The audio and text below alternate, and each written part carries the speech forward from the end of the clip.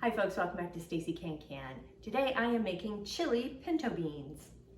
So what we need to do to make chili pinto beans, you can just do regular pinto beans with this recipe too, but I am adding a chili spice to it.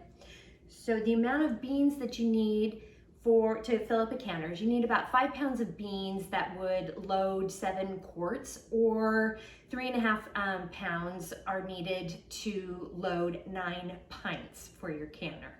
I can actually stack pints in here, which I'm going to do today. So I went ahead and got 5 pounds of beans that I have soaked overnight, and more on that in a minute. But so you do need your beans, and the ingredients that you need additionally for the chili powder seasoning is you need 5 tablespoons of chili powder. You need 2 tablespoons of cumin, 2 tablespoons of garlic powder. I'm reading my little thing here. 2 tablespoons of paprika, or you can use smoked paprika as well. 1.5 tablespoons of onion powder, a tablespoon of oregano, 2 teaspoons of salt, and a teaspoon of black pepper. Now you can adjust all these seasonings to your spice level and how you see fit.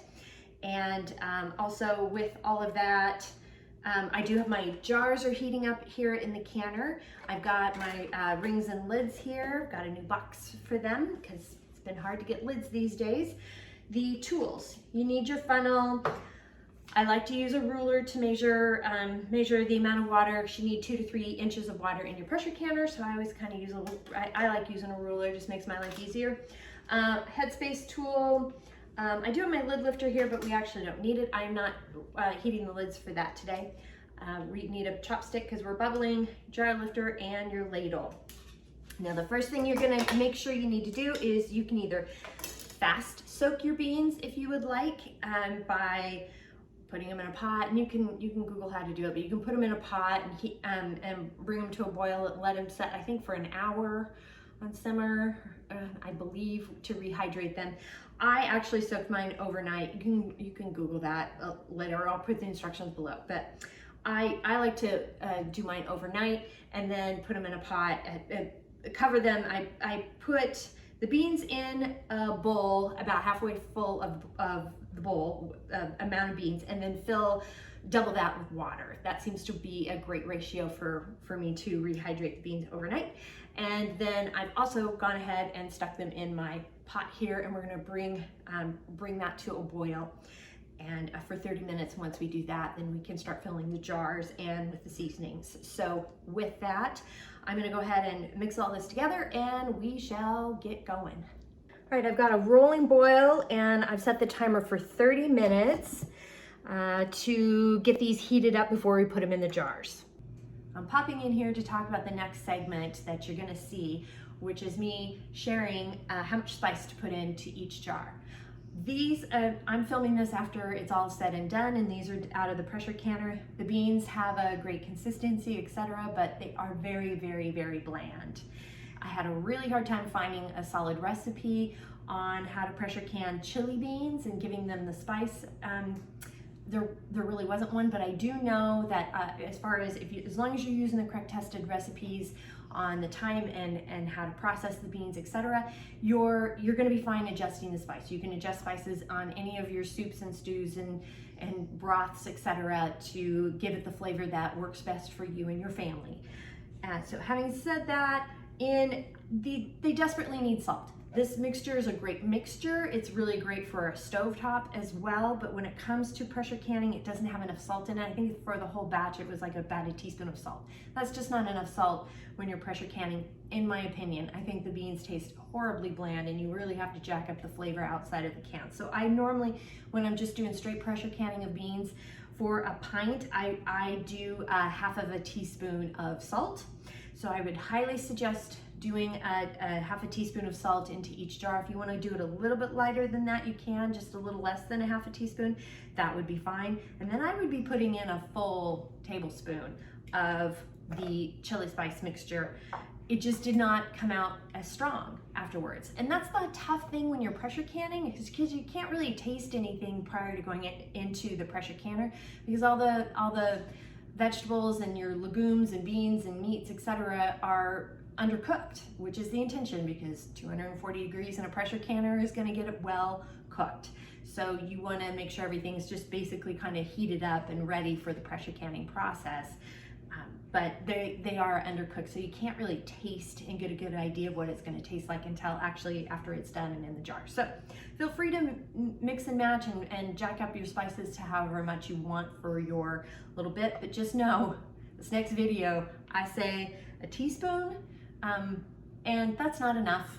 It's just not enough. So with that, let's keep at it. I'm taking my jar out of the heated canner, adding my funnel, filling the jars up with beans to a 1-inch headspace. And I am gonna scoop in a little bit of the bean water.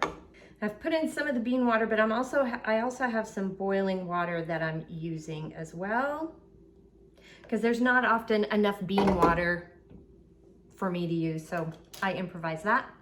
We're adding in a scoop of chili powder, and that's a teaspoon. I'm bubbling, double checking the amount. We're good there. Cleaning the rim, adding our lid, and then our ring. And remember, it's just fingertip tight, and it's hot potato, so be careful. And up and over into the canner and repeat. Got all my jars in. I do have 2 layers of jars for this canner, and then I'm going ahead and sealing this up. I've also added 2 to 3 tablespoons of vinegar, white vinegar in there to the canner. It just makes it smell nicer. You don't have to do that, it's up to you.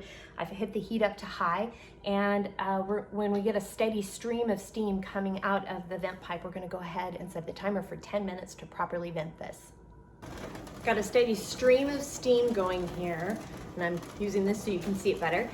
And I've set the timer for 10 minutes to properly vent the canner.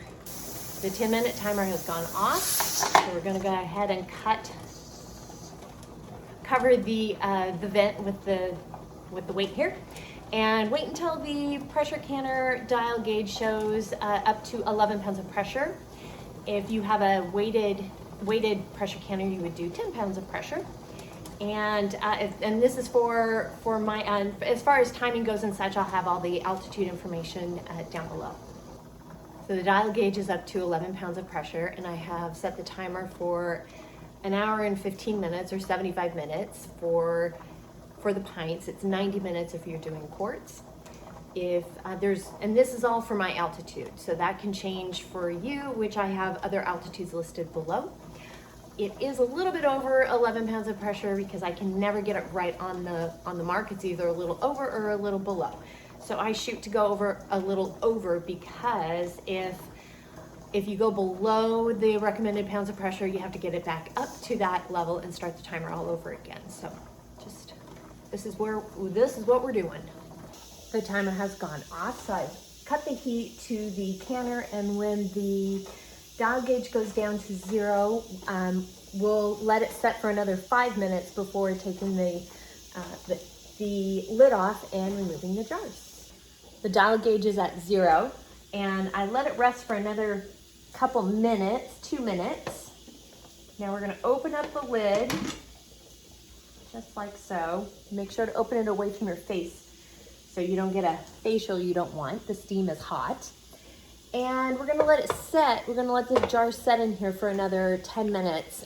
This part is actually quite important when you're canning. It does really, truly help for the jars to seal. So we're gonna let it sit. The 10-minute timer has gone off, so I'm gonna go ahead and take the jars out of the canner. Just wanted to show how bubbly it still is. That's how hot they are. So just remember that when you're taking your jars out of the canner. And here you have some chili pinto beans. Thank you so much for joining me today. I've enjoyed canning with you yet again. The recipe is down below, as well as the spice mixture, the chili spice that I put together will be listed below as well. Please like and subscribe, that does help. And if you have any questions, comments, suggestions, feedback, concerns, by all means, you can reach out to me. I'm on Facebook at Stacey Can. You can at me on Instagram and TikTok at Stacey Can. My website is www.staceycancan.com, and my email is info@staceycancan.com. Thanks so much again for joining me today, and until next time, happy canning!